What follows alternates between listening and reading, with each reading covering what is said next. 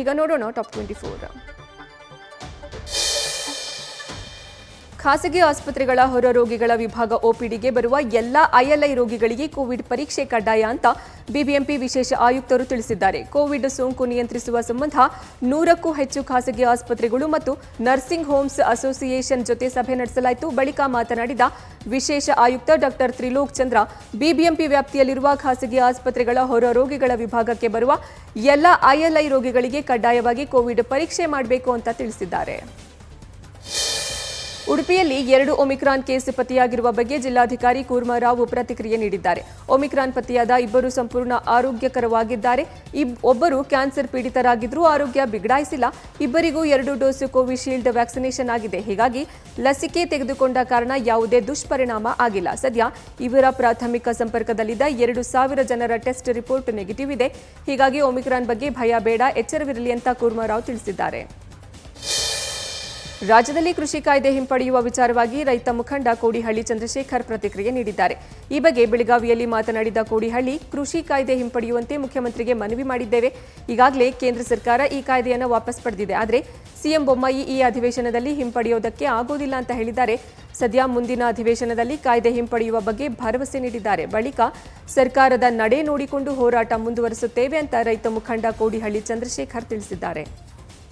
ಯಾವುದೇ ರೀತಿ ಧಕ್ಕೆಯಾದರೆ ಕನ್ನಡ ಪರಿಷತ್ ಬೀದಿಗೆ ಇಳಿದು ಹೋರಾಟ ನಡೆಸುತ್ತೆ ಅಂತ ಕನ್ನಡ ಸಾಹಿತ್ಯ ಪರಿಷತ್ನ ರಾಜ್ಯಾಧ್ಯಕ್ಷ ಮಹೇಶ್ ಜೋಶಿ ಹೇಳಿದ್ದಾರೆ. ಎಂಎಸ್ ಪುಂಡಾಟಿಕೆ ಬಗ್ಗೆ ಉಡುಪಿಯಲ್ಲಿ ಮಾತನಾಡಿದ ಮಹೇಶ್ ಜೋಶಿ, ಯಾರೇ ಆಗಲಿ ಸಂಗೊಳ್ಳಿ ರಾಯಣ್ಣನ ಮೂರ್ತಿ ಭಗ್ನ ಮಾಡಿರೋದು ಅಕ್ಷಮ್ಯ ಅಪರಾಧ. ಎಂಎಸ್ನವರು 2 ಸಲ ಈ ಥರ ಗಲಾಟೆ ಮಾಡಿದ್ದಾರೆ. ಕನ್ನಡ ರಾಜ್ಯೋತ್ಸವ ಮತ್ತು ಅಧಿವೇಶನದ ವೇಳೆ ಈ ರೀತಿ ಗಲಾಟೆ ಮಾಡ್ತಾರೆ. ಸರ್ಕಾರ ಇನ್ಮುಂದೆ ಕಠಿಣವಾದ ಮುಂಜಾಗ್ರತಾ ಕ್ರಮಗಳನ್ನು ಕೈಗೊಳ್ಳಬೇಕು. ಸಂಘರ್ಷದ ಹಾದಿ ಹಿಡಿದ್ರೆ ಸಮಸ್ಯೆ ಪರಿಹಾರ ಆಗಲ್ಲ. ಸಮನ್ವಯತೆ ಬರಬೇಕು. ಭಾವನಾತ್ಮಕವಾಗಿ ನಂಬಿಕೆ ಎರಡೂ ಕಡೆಯೂ ಬೆಳಿಬೇಕು ಅಂತ ಕನ್ನಡ ಸಾಹಿತ್ಯ ಪರಿಷತ್ನ ರಾಜ್ಯಾಧ್ಯಕ್ಷ ಮಹೇಶ್ ಜೋಶಿ ಹೇಳಿದ್ದಾರೆ. ನಟ ಪುನೀತ್ ಅಗಲಿಕೆಯ ನಂತರ ಇದೇ ಮೊದಲ ಬಾರಿಗೆ ಅಶ್ವಿನಿ ಪುನೀತ್ ರಾಜ್ಕುಮಾರ್ ಮೈಸೂರಿಗೆ ಆಗಮಿಸಿ ಚಾಮುಂಡೇಶ್ವರಿಯ ದರ್ಶನವನ್ನು ಪಡೆದಿದ್ದಾರೆ. ಬೆಳ್ಳಂಬೆಳಿಗ್ಗೆ 5 ಗಂಟೆಗೆ ಚಾಮುಂಡಿ ಬೆಟ್ಟವನ್ನು ಕಾಲ್ನಡಿಗೆಯಲ್ಲೇ ಹತ್ತಿ ಚಾಮುಂಡೇಶ್ವರಿಯ ದರ್ಶನವನ್ನು ಅಶ್ವಿನಿ ಪುನೀತ್ ಪಡೆದಿದ್ದಾರೆ. ಅಪ್ಪು ಅವರು ಇದ್ದಾಗ ಪ್ರತಿ ಸಲ ಚಾಮುಂಡಿ ಬೆಟ್ಟಕ್ಕೆ ಭೇಟಿ ಕೊಟ್ಟಾಗ ಕಾಲ್ನಡಿಗೆಯಲ್ಲೇ ಬೆಟ್ಟವನ್ನು ಏರಿ ತಾಯಿ ದರ್ಶನ ಮಾಡ್ತಾ ಇದ್ರು. ಹೀಗಾಗಿ ಅಪ್ಪು ಅವರ ನೆನಪಿನಲ್ಲಿ ಅಶ್ವಿನಿ ಅವರು ಸಹ ಬೆಟ್ಟವನ್ನು ಏರಿದ್ದಾರೆ. ಇನ್ನು ಅಪ್ಪು ಅಭಿಮಾನಿಗಳು ಕೂಡ ಅಪ್ಪು ಅವರ ಫೋಟೋವನ್ನು ಹಿಡಿದು ಚಾಮುಂಡಿ ತಾಯಿ ದರ್ಶನ ಪಡೆದಿದ್ದಾರೆ. ಕಗ್ಗತ್ತಲ ರಾತ್ರಿಯಲ್ಲಿ ಬಿಳಿ ಚುಕ್ಕೆಗಳು ಒಂದರ ಹಿಂದಂತೆ ಸವಾರಿ ಹೊರಟಿದ್ದ ದೃಶ್ಯ ಇದೀಗ ಎಲ್ಲರನ್ನ ನಿಬ್ಬೆರಗಾಗಿಸಿದೆ. ಹಲವರು ತಮ್ಮ ಮೊಬೈಲ್ನಲ್ಲಿ ಸೆರೆ ಹಿಡಿದುಕೊಂಡು ವಿಸ್ಮಯ ಕಣ್ತುಂಬಿಕೊಂಡಿದ್ದಾರೆ. ಆದರೆ ಅಸಲಿಗೆ ಇದರ ಕಥೆಯೇ ಬೇರೆ ಇದೆ.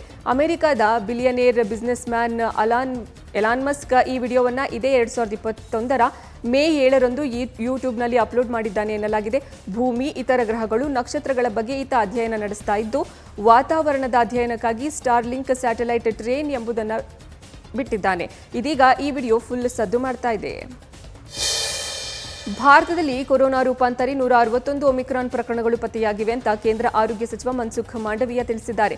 ನಾವು ತಜ್ಞರೊಂದಿಗೆ ಪ್ರತಿದಿನ ಪರಿಸ್ಥಿತಿಯ ಮೇಲ್ವಿಚಾರಣೆ ಮಾಡುತ್ತಿದ್ದೇವೆ. ಮೊದಲ ಮತ್ತು 2ನೆಯ ಅಲೆಯ ಸಮಯದಲ್ಲಿ ನಾವು ಎದುರಿಸಿದ ಸಮಸ್ಯೆಗಳನ್ನು ಈಗ ಎದುರಿಸೋದಿಲ್ಲ. ನಾವು ಪ್ರಮುಖ ಔಷಧಿಗಳ ಬಫರ್ ಸ್ಟಾಕ್ ಅನ್ನು ಹೊಂದಿದ್ದೇವೆ ಅಂತ ಸಚಿವರು ತಿಳಿಸಿದ್ದಾರೆ. ಪ್ರಧಾನಿ ಮೋದಿ ನಾಯಕತ್ವದಲ್ಲಿ ನಮ್ಮ ಆರೋಗ್ಯ ಕಾರ್ಯಕರ್ತರ ಪ್ರಯತ್ನದಿಂದ ಮೊದಲ ಡೋಸ್ಗಳಲ್ಲಿ 88% ನೀಡಲಾಗಿದೆ. ಇದುವರೆಗೆ 2ನೇ ಡೋಸ್ ಅನ್ನು 58% ನೀಡಲಾಗಿದೆ ಅಂತ ಮನ್ಸುಖ್ ಮಾಂಡವೀಯ ತಿಳಿಸಿದ್ದಾರೆ. ಹೊಸ ರೂಪಾಂತರಿ ಒಮಿಕ್ರಾನ್ ತೀವ್ರವಾಗಿ ಹರಡುತ್ತಿರುವ ಬೆನ್ನಲ್ಲೇ ಮಕ್ಕಳಿಗೆ ಕೊರೋನಾ ವಿರುದ್ಧ ಲಸಿಕೆ ಹಾಕುವಂತೆ ಪೋಷಕರಿಗೆ ಇಸ್ರೇಲ್ ಪ್ರಧಾನಿ ಕರೆ ಕೊಟ್ಟಿದ್ದಾರೆ. ಇದರ ನಡುವೆ ಅಧಿಕಾರಿಗಳು ಯುನೈಟೆಡ್ ಸ್ಟೇಟ್ಸ್ ಸೇರಿದಂತೆ ಪ್ರಯಾಣ ನಿಷೇಧವನ್ನು ವಿಸ್ತರಿಸಲು ಸಿದ್ಧರಾಗಿದ್ದಾರೆ. ದೂರದರ್ಶನದ ಭಾಷಣದಲ್ಲಿ ಈ ಬಗ್ಗೆ ಮಾತನಾಡಿರುವ ಅವರು, ದೇಶದಲ್ಲಿ ಈಗಾಗಲೇ ಒಮಿಕ್ರಾನ್ ಕೇಸ್ ಹೆಚ್ಚಳವಾಗ್ತಿದೆ. ಹೀಗಾಗಿ ಪ್ರತಿಯೊಬ್ಬರೂ ವ್ಯಾಕ್ಸಿನ್ ಪಡೆದು ವೈರಸ್ ಮಟ್ಟ ಹಾಕಬೇಕು ಅಂತ ತಿಳಿಸಿದ್ದಾರೆ. ಜೊತೆಗೆ ಸಾಮಾಜಿಕ ಅಂತರ, ಮಾಸ್ಕ್ ಕಡ್ಡಾಯವಾಗಿ ಧರಿಸಬೇಕು ಅಂತಲೂ ಸಾರ್ವಜನಿಕರಿಗೆ ಮನವಿ ಮಾಡಿಕೊಂಡಿದ್ದಾರೆ. ಒಮಿಕ್ರಾನ್ ಸೋಂಕು ಸಂಖ್ಯೆ ಏರಿಕೆಯಾಗುತ್ತಿರುವ ಹಿನ್ನೆಲೆ ಜಗತ್ತಿನಾದ್ಯಂತ ಕೋವಿಡ್-19 ಲಸಿಕೆ ಅಭಿಯಾನಕ್ಕೆ ಡಬ್ಲ್ಯೂಎಚ್ಒ ಮುಖ್ಯ ವಿಜ್ಞಾನಿ ಡಾಕ್ಟರ್ ಸೌಮ್ಯ ಸ್ವಾಮಿನಾಥನ್ ಕರೆ ಕೊಟ್ಟಿದ್ದಾರೆ. ಮಹಾರಾಷ್ಟ್ರದಲ್ಲಿ ಸೇನಾಪಡೆಗಳ ವೈದ್ಯಕೀಯ ಕಾಲೇಜಿನಲ್ಲಿ ಆಯೋಜಿಸಲಾಗಿದ್ದ ಪಾನೆಕ್ಸ್ 21 ಕಾರ್ಯಕ್ರಮದಲ್ಲಿ ಮಾತನಾಡಿದ ಅವರು, ಒಮಿಕ್ರಾನ್ ತಡೆಗೆ ಲಸಿಕೆಯೇ ಮುಖ್ಯ ಆಧಾರ. ದುರ್ಬಲರಾಗಿದ್ದರೆ 2 ಡೋಸ್ ಲಸಿಕೆ ಪಡೆದ ನಂತರವೂ ಸಾವು ಸಂಭವಿಸಬಹುದು. ಧೈರ್ಯಗೆಡದೆ ಪ್ರತಿಯೊಬ್ಬರೂ ಲಸಿಕೆಯನ್ನು ಹಾಕಿಕೊಳ್ಳಬೇಕು. ಜೊತೆಗೆ ನಾವು ಜಾಗತಿಕ ಮಟ್ಟದಲ್ಲಿ ಲಸಿಕೆ ಅಭಿಯಾನವನ್ನು ವಿಸ್ತರಿಸಿ ಅದನ್ನು ಬಲಪಡಿಸಬೇಕಿದೆ ಅಂತ ಡಬ್ಲ್ಯೂಎಚ್ಒ ತಿಳಿಸಿದೆ. ಒಮಿಕ್ರಾನ್ನಿಂದಾಗಿ ಭಾರತದಲ್ಲಿ 3ನೇ ಅಲೆ ಉಂಟಾಗಲಿದೆ. ಆದರೆ 2ನೇ ಅಲೆಗಿಂತ 3ನೇ ಅಲೆಯ ಪರಿಣಾಮ ಕಡಿಮೆ ಇರಲಿದೆ ಅಂತ ರಾಷ್ಟ್ರೀಯ ಕೋವಿಡ್-19 ಸೂಪರ್ ಮಾಡೆಲ್ ಕಮಿಟಿಯ ಮುಖ್ಯಸ್ಥ ವಿದ್ಯಾಸಾಗರ್ ತಿಳಿಸಿದ್ದಾರೆ. 2022ರ ಪ್ರಾರಂಭದಲ್ಲಿ ಭಾರತದಲ್ಲಿ ಕೊರೋನಾ 3ನೇ ಅಲೆ ಕಂಡು ಬರಬಹುದು ಅಂತ ಅಂದಾಜಿಸಲಾಗಿದೆ. ಆದರೆ 2ನೇ ಅಲೆಯಷ್ಟು ಗಂಭೀರ ಸ್ವರೂಪದ್ದು ಆಗಿರೋದಿಲ್ಲ. ಯಾಕಂದ್ರೆ ದೇಹದ ಬಹುಪಾಲು ಜನತೆ ಕೊರೋನಾ ಲಸಿಕೆ ಪಡೆದು ರೋಗ ನಿರೋಧಕ ಸಾಮರ್ಥ್ಯವನ್ನು ಹೆಚ್ಚಿಸಿಕೊಂಡಿದ್ದಾರೆ. ಆದ್ದರಿಂದ ಇದರ ಪರಿಣಾಮ ಕಡಿಮೆ ಇರಲಿದೆ. ಸದ್ಯ ಭಾರತದಲ್ಲಿ ಪ್ರತಿನಿತ್ಯ ಕೊರೋನಾ ಕೇಸ್ಗಳು ಹೆಚ್ಚಾಗ್ತಾ ಇದ್ದು, ಇದರಿಂದ ಖಂಡಿತ 3ನೇ ಅಲೆ ಉಂಟಾಗುವ ಸಾಧ್ಯತೆ ಇದೆ ಅಂತ ತಜ್ಞರು ಎಚ್ಚರಿಸಿದ್ದಾರೆ. ಭಾರತದ ಪ್ರಧಾನಿ ನರೇಂದ್ರ ಮೋದಿ ಮತ್ತು ರಷ್ಯಾ ಅಧ್ಯಕ್ಷ ವ್ಲಾದಿಮಿರ್ ಪುಟಿನ್ ಫೋನ್ ಮೂಲಕ ಸಂಭಾಷಣೆ ನಡೆಸಿದ್ದಾರೆ ಅಂತ ಪ್ರಧಾನಿ ಕಾರ್ಯಾಲಯ ತಿಳಿಸಿದೆ. ಈ ವೇಳೆ ಪುಟಿನ್ ಮತ್ತು ಮೋದಿ ಅವರು ಭಾರತ ಮತ್ತು ರಷ್ಯಾದ ನಡುವಿನ ಸಂಬಂಧ ಸುಧಾರಣೆ ಮತ್ತು ದ್ವಿಪಕ್ಷೀಯ ಸಹಕಾರವನ್ನು ಮತ್ತಷ್ಟು ಗಾಢವಾಗಿಸಲು ನಿರಂತರವಾಗಿ ಶ್ರಮಿಸುವ ಬಗ್ಗೆ ಚರ್ಚೆ ನಡೆಸಿದ್ರು. ಇದಲ್ಲದೆ ರಷ್ಯಾ ಅಧ್ಯಕ್ಷ ಪುಟಿನ್ ಅವರ ಈ ಹಿಂದಿನ ಭಾರತ ಭೇಟಿಯ ಬಗ್ಗೆಯೂ ಪ್ರಸ್ತಾಪವಾಗಿದೆ. ಭಾರತದ ಕೈಗಾರಿಕೆಗಳನ್ನು ಪ್ರತಿ ವಲಯದಲ್ಲಿ ವಿಶ್ವದ ಅಗ್ರ 5 ಸ್ಥಾನಗಳಲ್ಲಿ ಕಾಣಲು ಸರ್ಕಾರ ಬಯಸಿದೆ ಅಂತ ಇದೇ ವೇಳೆ ಮೋದಿ ಹೇಳಿದ್ದಾರೆ ಅಂತ ಪ್ರಧಾನಮಂತ್ರಿ ಕಾರ್ಯಾಲಯ ತಿಳಿಸಿದೆ. ಚೀನಾಗೆ ಭಾರತದ ನೂತನ ರಾಯಭಾರಿಯಾಗಿ ಐಎಫ್ಎಸ್ ಅಧಿಕಾರಿ ಪ್ರದೀಪ್ ಕುಮಾರ್ ರಾವತ್ ನೇಮಕರಾಗಿದ್ದಾರೆ. 1990ನೇ ಬ್ಯಾಚ್ ಅಧಿಕಾರಿಯಾಗಿರುವ ರಾವತ್ ಪ್ರಸ್ತುತ ನೆದರ್ಲ್ಯಾಂಡ್ನಲ್ಲಿ ಭಾರತದ ರಾಯಭಾರಿಯಾಗಿದ್ದಾರೆ. ವಿಕ್ರಮ್ ಮಿಸ್ರಿ ಅವರ ಸ್ಥಾನದಲ್ಲಿ ರಾವತ್ ಅವರನ್ನು ನೇಮಿಸಲಾಗಿದೆ. ರಾವತ್ ಈ ಹಿಂದೆ ಹಾಂಗ್ಕಾಂಗ್ ಮತ್ತು ಬೀಜಿಂಗ್ನಲ್ಲಿಯೂ ಕೆಲಸ ಮಾಡಿರುವ ಅನುಭವವಿದೆ. ಹೀಗಾಗಿ ಅವರು ಚೀನಾಗೆ ಭಾರತದ ನೂತನ ರಾಯಭಾರಿಯಾಗಿ ಆಯ್ಕೆಯಾಗಿದ್ದಾರೆ. ಉನ್ನಾವೋ ಅತ್ಯಾಚಾರ ಸಂತ್ರಸ್ತೆ ಅಪಘಾತ ಪ್ರಕರಣಕ್ಕೆ ಸಂಬಂಧಿಸಿದಂತೆ ಸರಿಯಾದ ಸಾಕ್ಷಿ ಸಿಗದ ಹಿನ್ನೆಲೆ ಬಿಜೆಪಿ ಉಚ್ಚಾಟಿತ ಶಾಸಕ ಕುಲ್ದೀಪ್ ಸಿಂಗ್ ಸೆಂಗಾರ್ ಪ್ರಕರಣವನ್ನು ದೆಹಲಿಯ ಕೋರ್ಟ್ ಖುಲಾಸೆಗೊಳಿಸಿದೆ. ತೀರ್ಪಿನಲ್ಲಿ ಆರೋಪಿ ಕುಲ್ದೀಪ್ ಸಿಂಗ್ ಸೆಂಗಾರ್ ಮತ್ತು ಇತರ 5 ಆರೋಪಿಗಳ ವಿರುದ್ಧ ಪ್ರಾಥಮಿಕವಾಗಿ ಯಾವುದೇ ಸಾಕ್ಷ್ಯಗಳು ಕಂಡುಬಂದಿಲ್ಲ ಅಂತ ನ್ಯಾಯಾಲಯ ತಿಳಿಸಿದೆ. ಆದರೆ 4 ಆರೋಪಿಗಳಾದ ಆಶೀಶ್ ಕುಮಾರ್ ಪಾಲ್, ವಿನೋದ್ ಮಿಶ್ರಾ, ಹರಿಪಾಲ್ ಸಿಂಗ್ ಮತ್ತು ನವೀನ್ ಸಿಂಗ್ ವಿರುದ್ಧ ಇಂದು ನ್ಯಾಯಾಲಯ ಆರೋಪ ಪಟ್ಟಿ ತಯಾರಿಸಲಿದೆ ಅಂತ ಹೇಳಿದೆ. ನಾನು ಮೊಘಲ್ ಸಾಮ್ರಾಜ್ಯದ ವಂಶಸ್ಥೆ. ದೆಹಲಿಯ ಐತಿಹಾಸಿಕ ಕೆಂಪುಕೋಟೆ ನಮಗೆ ಸೇರಿದ್ದು ಅಂತ ಮಹಿಳೆಯೊಬ್ಬರು ದೆಹಲಿಯ ಹೈಕೋರ್ಟ್ ಮೊರೆ ಹೋಗಿದ್ದಾರೆ. ಮೊಘಲ್ ರಾಜ ಬಹದ್ದೂರ್ ಶಾ ಜಾಫರ್ ಅವರ ಮೊಮ್ಮಗ ಮಿರ್ಜಾ ಮೊಹಮ್ಮದ್ ಬೆದರ್ ಭಕ್ತ್ 1980ರ ಮೇ 22ರಂದು ನಿಧನರಾಗಿದ್ದಾರೆ. ಅವರ ಪತ್ನಿ ಸುಲ್ತಾನಾ ಬೇಗಂ ಕೆಂಪುಕೋಟೆ ನಮ್ಮ ವಂಶಸ್ಥರಿಗೆ ಸೇರಿದ್ದು ಅಂತ ಕೋರ್ಟ್ ಮೆಟ್ಟಿಲೇರಿದ್ದಾರೆ. 1857ರಲ್ಲಿ ಬ್ರಿಟಿಷರ ಈಸ್ಟ್ ಇಂಡಿಯಾ ಕಂಪನಿ ಕೆಂಪುಕೋಟೆಯನ್ನ ಕಾನೂನುಬದ್ಧವಾಗಿ ಪಡೆದಿತ್ತು. ಕಾನೂನುಬದ್ಧವಾಗಿ ಈಗ ಅದು ನಮಗೆ ಸೇರಬೇಕು ಅಂತ ಸುಲ್ತಾನಾ ಬೇಗಂ ಕೋರ್ಟ್ಗೆ ಮನವಿ ಸಲ್ಲಿಸಿದ್ರು. ಆದರೆ ನ್ಯಾಯಾಲಯ ಈಕೆಯ ವಾದವನ್ನು ತಿರಸ್ಕರಿಸಿದ್ದು ಮಹಿಳೆಯ ಅರ್ಜಿಯನ್ನ ವಜಾಗೊಳಿಸಿದೆ. ಫಿಲಿಪೈನ್ಸ್ನಲ್ಲಿ ಟೈಫೂನ್ ರೈ ಚಂಡಮಾರುತದ ಪರಿಣಾಮ ಮೃತಪಟ್ಟವರ ಸಂಖ್ಯೆ 375ಕ್ಕೆ ಏರಿಕೆಯಾಗಿದೆ. ಇನ್ನೂ 56 ಮಂದಿ ನಾಪತ್ತೆಯಾಗಿದ್ದಾರೆ. ವಿವಿಧ ಪಟ್ಟಣಗಳಲ್ಲಿ ವಿದ್ಯುತ್ ಪೂರೈಕೆ ವ್ಯತ್ಯಯಗೊಂಡಿದ್ದು ಸಂಪರ್ಕ ಮತ್ತು ಸಂವಹನ ಕಡಿತಗೊಂಡಿದೆ. ನೀರು, ಆಹಾರ ಪೂರೈಸುವಂತೆ ಸಂತ್ರಸ್ತ ನಾಗರಿಕರು ಒತ್ತಾಯಿಸುತ್ತಿದ್ದಾರೆ. ಚಂಡಮಾರುತದ ತೀವ್ರತೆ ಹೆಚ್ಚಿದ್ದು ಗಂಟೆಗೆ 195 ಕಿಲೋಮೀಟರ್ ವೇಗವಿತ್ತು. ಹೀಗಾಗಿ ರೈ ಚಂಡಮಾರುತಕ್ಕೆ 100 ಸಾವು ನೋವುಗಳು ಸಂಭವಿಸಿವೆ. ಇನ್ನು ಸಾವಿನ ಸಂಖ್ಯೆ ಇನ್ನಷ್ಟು ಏರಿಕೆಯಾಗಬಹುದು ಅಂತ ಫಿಲಿಪೈನ್ಸ್ ಪೊಲೀಸ್ ಹಿರಿಯ ಅಧಿಕಾರಿ ತಿಳಿಸಿದ್ದಾರೆ. ಪತಿಯೊಬ್ಬ ತನ್ನ ಹೆಂಡತಿಯ ಹೆರಿಗೆಯನ್ನು ಯೂಟ್ಯೂಬ್ನಲ್ಲಿ ನೋಡುತ್ತಾ ಮಾಡಲು ಮುಂದಾದ ಪರಿಣಾಮ ಶಿಶು ಸಾವನ್ನಪ್ಪಿದೆ. ಅಲ್ಲದೆ 28 ವರ್ಷದ ಪತ್ನಿ ಸ್ಥಿತಿ ಗಂಭೀರವಾಗಿದ್ದು ಆಸ್ಪತ್ರೆಗೆ ದಾಖಲಿಸಲಾಗಿದೆ. ಈ ಘಟನೆ ತಮಿಳುನಾಡಿನ ರಾಣಿಪೇಟೆಯಲ್ಲಿ ನಡೆದಿದೆ. ಗೋಮತಿ ಎಂಬ ಮಹಿಳೆಗೆ ಹೆರಿಗೆ ಸಮಯದಲ್ಲಿ ಅಪಾರ ರಕ್ತಸ್ರಾವವಾಗಿದೆ. ಹಾಗಾಗಿ ಮಗು ಹುಟ್ಟುವ ಸಮಯದಲ್ಲಿ ಆಕೆ ಪ್ರಜ್ಞಾಹೀನಳಾಗಿದ್ದು ಬಳಿಕ ಗೋಮತಿಯನ್ನ ಆಸ್ಪತ್ರೆಗೆ ದಾಖಲಿಸಲಾಗಿದೆ. ಗೋಮತಿಯ ಪತಿ ಲೋಗನಾಥನ್ ಅವರು ವೈದ್ಯಕೀಯ ಸಹಾಯ ಪಡೆಯುವ ಬದಲು ಮನೆಯಲ್ಲಿಯೇ ಹೆರಿಗೆ ಮಾಡಿದ್ದಾರೆ ಅಂತ ಪ್ರಾಥಮಿಕ ಆರೋಗ್ಯ ಅಧಿಕಾರಿ ಮೋಹನ್ ದೂರು ದಾಖಲಿಸಿದ್ದಾರೆ. ಪತ್ನಿಯ ನೆರವಿನಿಂದ ಅಪ್ರಾಪ್ತ ಬಾಲಕಿ ಮೇಲೆ ಅತ್ಯಾಚಾರ ಎಸಗಿ ಗರ್ಭಿಣಿ ಮಾಡಿದ ಸ್ವಯಂ ಘೋಷಿತ ದೇವಮಾನವ ಮತ್ತು ಆತನ ಪತ್ನಿಯನ್ನ ಚೆನ್ನೈ ಪೊಲೀಸರು ಬಂಧಿಸಿದ್ದಾರೆ. ಸತ್ಯನಾರಾಯಣನ್ ಮತ್ತು ಆತನ ಪತ್ನಿ ಪುಷ್ಪಲತಾ ಬಂಧಿತ ಆರೋಪಿಗಳು. ಇವರು ನಗರದ ಶಿರಡೀಪುರಂ ಸರ್ವಶಕ್ತಿ ಪೀಠದ ಸಾಯಿಬಾಬಾ ಕೋಯಿಲ್ ಎಂಬ ದೇವಸ್ಥಾನ ಹೊಂದಿದ್ದಾರೆ. ಪುಷ್ಪಲತಾ ಬಾಲಕಿ ಮೇಲೆ ಅತ್ಯಾಚಾರ ಮಾಡಲು ಪತಿ ಸತ್ಯನಾರಾಯಣನ್ಗೆ ಸಹಾಯ ಮಾಡಿದ್ದಾರೆ ಅಂತ ಪೊಲೀಸರು ತಿಳಿಸಿದ್ದಾರೆ. ಬಾಲಕಿಯ ಸಂಬಂಧಿಕರು ಆಕೆಯನ್ನು ಆಶ್ರಮಕ್ಕೆ ಕರೆದೊಯ್ದಿದ್ರು. ಆಗ ಪವಿತ್ರ ಬೂದಿಯನ್ನ ನೀಡಲು ಬಾಲಕಿಯನ್ನ ಕೋಣೆಯೊಳಗೆ ಕರೆದು ಪುಷ್ಪಲತಾ ಕುಡಿಯಲು ಜ್ಯೂಸ್ ಕೊಟ್ಟು ಪತಿಗೆ ಅತ್ಯಾಚಾರ ಎಸಗಲು ಸಹಾಯ ಮಾಡಿದ್ದಾರೆ ಅಂತ ಪೊಲೀಸರು ತಿಳಿಸಿದ್ದಾರೆ. ಪನಾಮಾ ಪೇಪರ್ಸ್ ಲೀಕ್ ಪ್ರಕರಣಕ್ಕೆ ಸಂಬಂಧಿಸಿದಂತೆ ಬಾಲಿವುಡ್ ನಟಿ ಐಶ್ವರ್ಯ ರೈರನ್ನ ಸತತ 5 ಗಂಟೆಗಳ ಕಾಲ ಜಾರಿ ನಿರ್ದೇಶನಾಲಯ ಅಧಿಕಾರಿಗಳು ವಿಚಾರಣೆ ನಡೆಸಿದ್ರು. ದೆಹಲಿಯ ಇಂಡಿಯಾ ಗೇಟ್ ಬಳಿ ಇರುವ ಇಡಿ ಕಚೇರಿಯಲ್ಲಿ ತನಿಖೆ ನಡೆಸಲಾಯಿತು.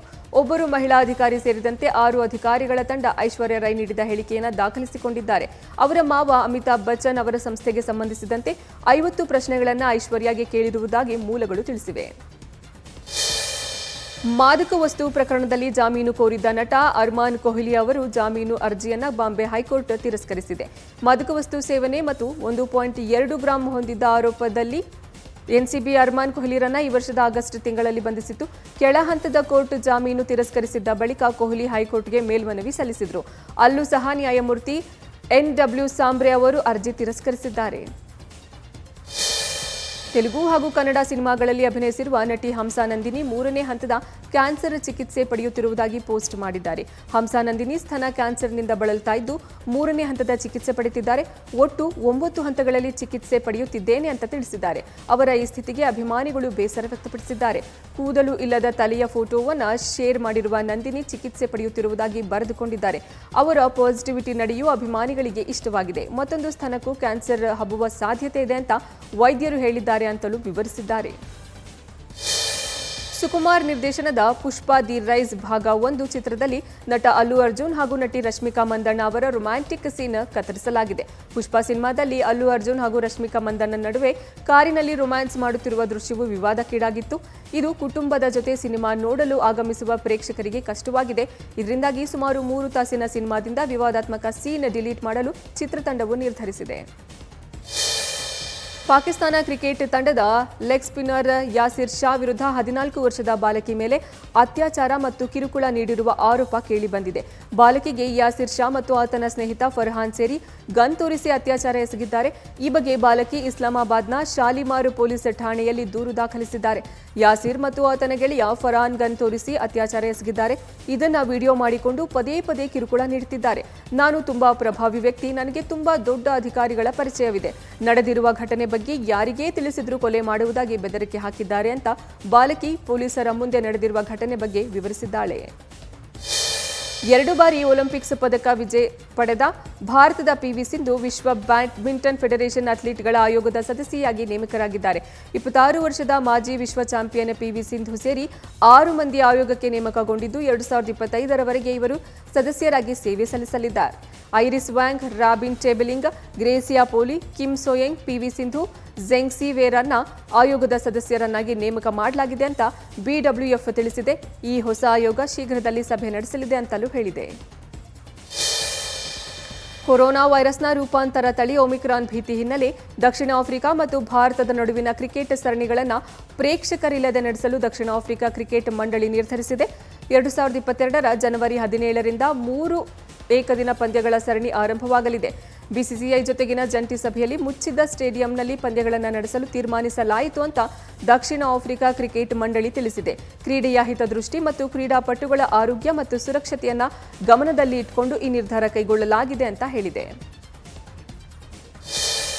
ನ್ಯೂಸ್ ಫಸ್ಟ್ ಪ್ರತಿಕ್ಷಣ ನಿಮ್ಮೊಂದಿಗೆ.